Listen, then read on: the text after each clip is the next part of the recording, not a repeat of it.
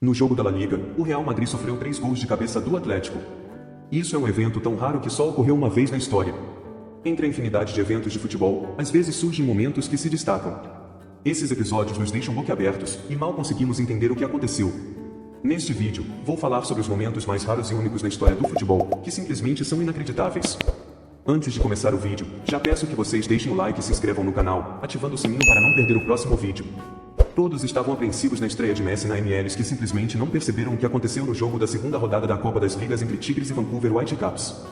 O tempo regulamentar terminou em empate e o jogo foi para a disputa de pênaltis. Foi quando o talento do goleiro Naruel Guzmán surgiu. No início, ele retratou uma cena clássica, como se houvesse uma parede invisível diante dele, tentando entender onde ela terminava.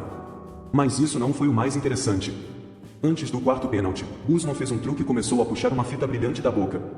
Ninguém entendeu o que estava acontecendo, mas toda a atenção estava focada no goleiro.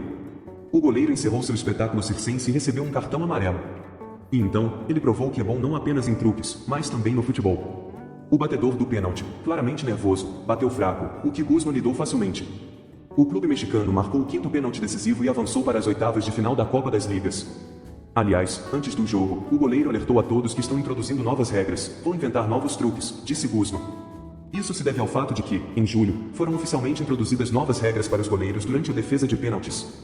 Agora, o goleiro não pode de forma alguma distrair o cobrador, atrasando o chute ou tocando nas través ou na rede do gol, por exemplo, como aconteceu com Emiliano Martins na final da Copa do Mundo ou com Tim Krul na Copa do Mundo de 2014. Você entendeu o que aconteceu? Aqui vou explicar. Durante a cobrança decisiva de Florian Kim, ele marcou o gol, não há dúvidas quanto a isso. Só que ele o fez com uma infração às regras, deu um passe em falso no chão e acidentalmente tocou a bola com o pé de apoio. Isso significa que houve um toque duplo, o que é proibido pelas regras do futebol. Sim, em tais casos, o pênalti não é validado. Assim, de maneira surpreendente, o Colônia foi eliminado da Copa da Alemanha. Um episódio surpreendente diretamente do campeonato da Suécia ocorreu nos 74 minutos. O jogador do Malmö cruzou a bola na área, e o atacante Marcus Rosenberg deu um chute espetacular de bicicleta, mas a bola acertou a trave de maneira traiçoeira. Ah, como é frustrante ver esses episódios. Mas isso não é tudo. 15 minutos depois, o jogador do Malmö mandou a bola novamente para a área, e Marcus Rosenberg realizou outro chute de bicicleta fantástico, mas mais uma vez acertou a trave. Isso é simplesmente inacreditável, 2 episódios idênticos em 15 minutos. Em que outros momentos o mundo poderia ter testemunhado 2 obras-primas, mas acabou vendo apenas uma incrível e frustrante coincidência. Aliás, a partida terminou em empate em 1-1. Vamos nos afastar um pouco dos momentos de futebol e observar este torcedor do Schalke. Este fã claramente não é uma pessoa comum. Ele costumava andar com um copo na cabeça, mas depois começou a segurar 3 e até 6 copos na cabeça. Ninguém conseguiu repetir o truque desse fã, e na Bundesliga, ele se tornou uma figura bastante popular. Até deram a ele o apelido de Mago da Cerveja, e talvez não haja um apelido melhor em 2020. Em um jogo da Liga Juvenil da UEFA Champions League, aconteceu um episódio surpreendente. No 8º minuto, o Lyon teve a oportunidade de cobrar um pênalti. O cobrador chutou a bola, mas o goleiro do Salzburg, Daniel Antos, adivinhou a direção do chute e fez a defesa. No entanto, o goleiro teve que se mover antes do chute, retirando ambas as pernas da linha. O jogador do Lyon fez a segunda tentativa, quase chutando no mesmo lugar, mas desta vez Daniel salvou sua equipe novamente. Sem pensar muito, o árbitro apitou novamente e sinalizou mais uma vez a violação das regras pelo goleiro. Ele retirou as 2 pernas antes do chute, e desta vez o árbitro decidiu mostrar um cartão amarelo ao goleiro, embora devesse tê-lo feito na primeira tentativa. O mesmo jogador do Lyon foi para a terceira tentativa. Ele correu, chutou para o canto direito, mas o goleiro novamente salvou sua equipe. Isso poderia continuar indefinidamente, mas desta vez o goleiro fez uma defesa dentro das regras, e não haverá uma 4ª tentativa. Aqui, sem muitas explicações, fica claro que tais episódios acontecem uma vez a cada 1 milhão, 3 pênaltis não convertidos por um jogador em 10 minutos, além de 3 defesas consecutivas do goleiro. Além disso, o goleiro teve sorte, pois deveria ter recebido um cartão vermelho pelas 2 infrações durante a cobrança de pênalti. Exemplos assim também aconteceram no futebol. Até deram a ele o apelido de Mago da Cerveja, e talvez não haja um apelido melhor em 2020. Em um jogo da Liga Juvenil da UEFA Champions League, aconteceu um episódio surpreendente. No 8º minuto, o Lyon teve a oportunidade de cobrar um pênalti. O cobrador chutou a bola, mas o goleiro do Salzburg, Daniel Antos, adivinhou a direção do chute e fez a defesa. No entanto, o goleiro teve que se mover antes do chute, retirando ambas as pernas da linha. O jogador do Lyon fez a segunda tentativa, quase chutando no mesmo lugar, mas desta vez Daniel salvou sua equipe novamente.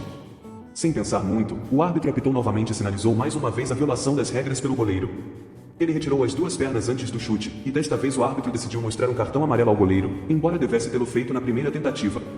O mesmo jogador do Lyon foi para a terceira tentativa. Ele correu, chutou para o canto direito, mas o goleiro novamente salvou sua equipe.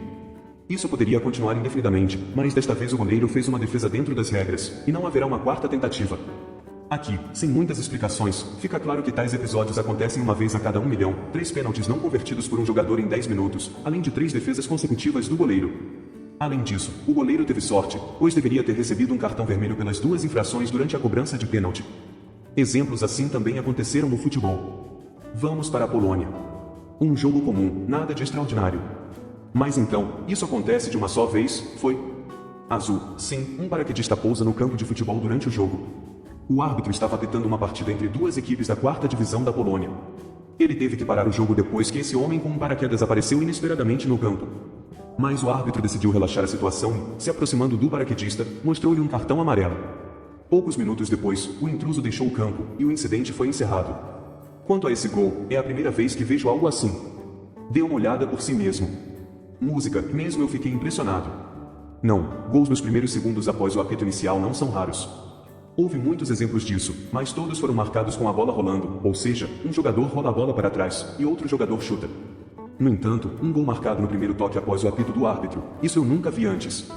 Isso aconteceu em uma partida do Campeonato da Escócia para jogadores com menos de 14 anos.